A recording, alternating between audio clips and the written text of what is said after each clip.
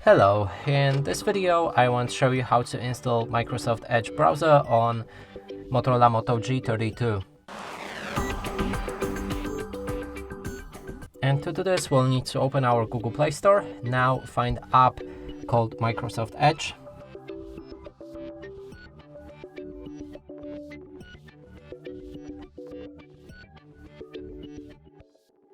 Install it.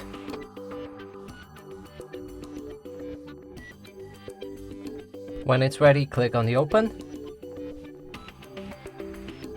And the first thing you'll see is introduction that you can read through if you like to learn some interesting features about this browser.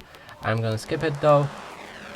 Now we can customize a homepage with wallpapers, most visited sites and a newsfeed. Click on the next button and here you'll be able to sign in to turn on synchronization between other Microsoft Edge devices.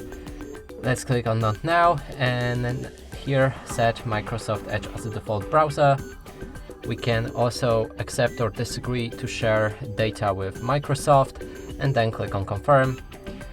Now the browser is ready, we can open a website and as you can see it works fine. And that's it for this video. Hope you like it. Please consider subscribing to our channel, leave a like and a comment below.